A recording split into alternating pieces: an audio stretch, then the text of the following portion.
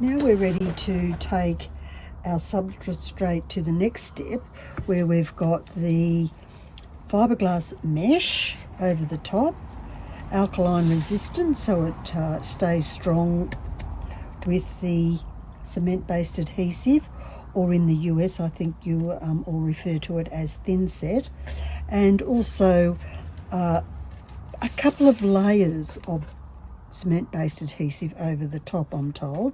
Some people say 2, some people say 4. So the other thing I like to do with my 3D things is to create some sort of a stand or cushions or whatever it is to sit it on, so that I can work on it without fumbling and mumbling around. There's nothing worse than trying to do something where your substrate is roly-poly all over the place.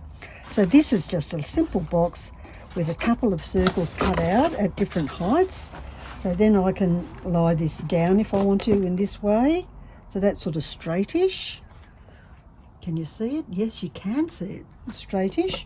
Or the other way, where I want to stick its little end up in the air here, because I'm going to do this bit first. This is only one coat of quite thin cement-based adhesive. You can even see the blue stuff, and it's really quite strong.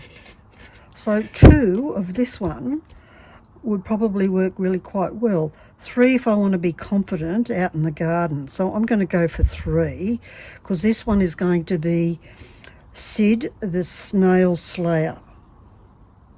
Yes, that's right. I have a lot of snails. So he's going to be a really tough one. This is going to be fun. Now, it's really important to wear a mask when you're working with cement-based adhesive, because you don't want your lungs to pack up when you're way too young to have lungs that don't work. Follow the manufacturer's instructions in terms of mixing and all the safety precautions. So in here I've got, for this particular one, I've got a cup of powdered mix and some water. And I'll mix those according to those ratios. I need to stir it for 2 minutes, set for 2, and then stir it for another 2 minutes to allow the chemical reaction to take place. So I'll go and do that, and then come back to you in 6 minutes. Okay, I've done the 2 minutes, 2 minutes, 2 minutes, and end up with something the consistency of toothpaste. It's really quite delicious looking. Luckily it's not the colour of chocolate.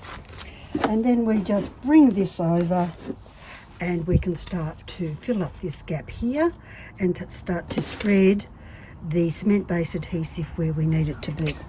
So this is really easy, and it's so much easier than grout. So all you grout haters out there, this is okay.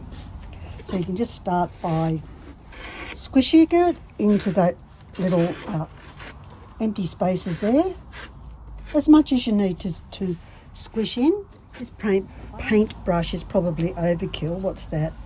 Good 2 inches, 5 centimetres, maybe a bit more. And you can smooth it on with the paintbrush, which works really well. And of course you need to remember to wash it out when you're done. I left one in the other day, silly me, and forgot all about it. So paintbrush. So now I can turn this around and do the next bit and just keep going. This is great.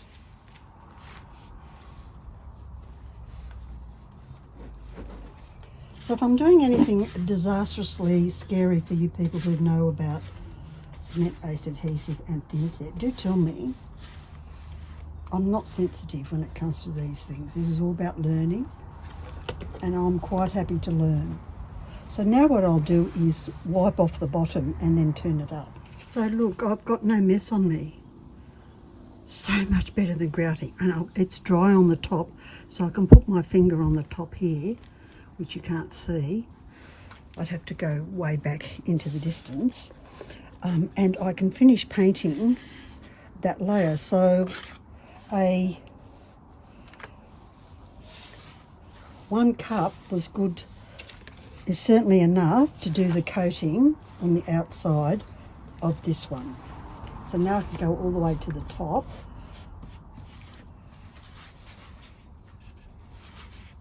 And get the first coat all smoothed on. I reckon that looks pretty amazing. Smooth as we would say.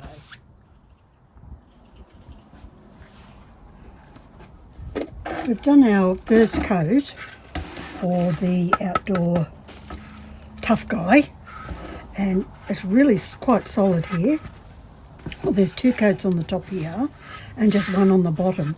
And so I can still see the mesh through there, so definitely needs at least 2 coats, and it might be that you decide need 3 to smooth off, or whatever it is that you feel is going to do the job. This feels really solid, although I wouldn't go to it with a hammer or anything, and it would still break if it fell over, as most mosaics would. So I'll go and mix up the next brew, and I'll tidy up this bottom bit here and then paint on here and smooth it over. Smoothing, scraping, smoothing, scraping. Oh, that works really well. I look like an expert. This is the first time I've actually done this. See, fake it till you make it. And then when I've gone all the way around, I shall wipe its little bottom off, so I can then stand it on here without too much goo. And I'll come back when I'm ready for the standing position. And I'm only going to need 2 layers because it's going on so well and as solid as a rock.